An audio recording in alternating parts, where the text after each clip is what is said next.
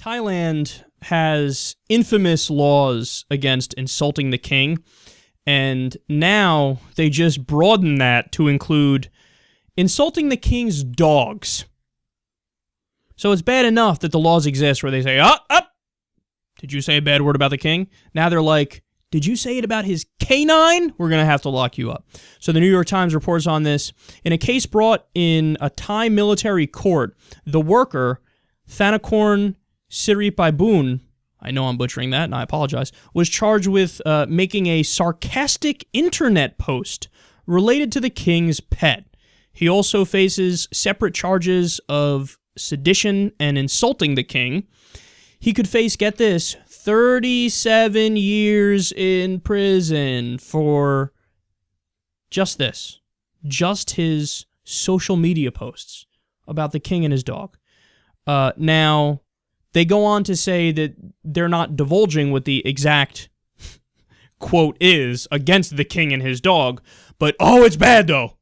Believe you me, it's really fucked up. Like, it's a dirty joke. It ain't right, man. It ain't right. Which leads me to think, I guess, maybe it was something involving the king and him fucking his dog, which I think is hilarious. They say the precise insult toward the royal dog was not divulged. Last year, a prominent scholar was accused of insulting a king who died 400 years ago. The list of people who have been investigated now includes the American ambassador to Thailand.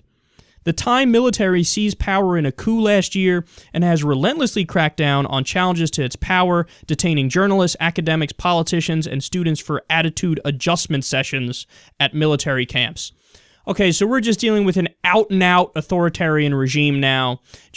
They say, forget civil rights, forget human rights, forget constitutional protections, forget all that. If you insult the king or his dog, we're going to lock you up. And every time I read a story like this, man, I always think, if anything, this is a sign of weakness.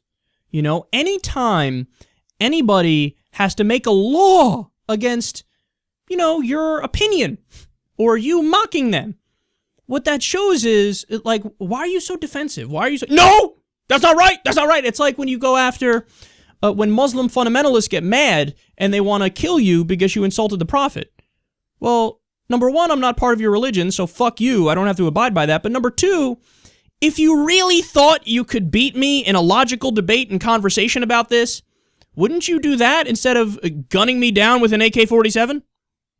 But that's the thing. If we have discourse, obviously you're going to look ridiculous for getting angry over a cartoon, getting angry over a drawing. Oh my God, how weak is your pathetic little ego?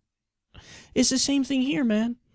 I am the authoritarian ruler. All must bow in front of me and tell me I'm great and tell me I'm so special. Oh my God, did you insult me? Oh my God, did you insult my dog? Nobody goes after Fido. Lock you up for 37 years. That doesn't make you strong. That makes you a little pathetic bitch. And I need everybody to get that through their head. Not only is it the right thing morally to be in favor of, freedom of expression and freedom of speech, but it's also the right thing in terms of strength and how you want to project yourself to the world. Because anytime you try to lock people up for shit like this, you expose yourself as, basically when it comes down to it, a little baby. It's like Erdogan, who wants to lock people up for comparing him to Golem in posts on wherever it was, Twitter, if he didn't block it that day, or some other... Facebook, some other social media site. They compared him to Gollum or Golem, whatever the fuck his name is in Lord of the Rings. And he's like, no, I'm going to lock you up for doing that. Well, then we know that, like, thou dost protest too much. Why are you getting so mad, dog? You're getting so mad because maybe you do look a little bit like Golem, and maybe you are a little creepy like him. So, you're getting all outraged, but the exact opposite of what you want to happen is happening. If you didn't just shut the fuck up about it and let the guy do it, nobody would have heard. He probably has 82 friends on Facebook who would have said, okay, whatever, haha, Erdogan looks like Golem. But now that you sued him, everybody in the world knows. Everybody in the world, we covered it on this show, thousands, millions of people know, and they're like, ha, you little bitch.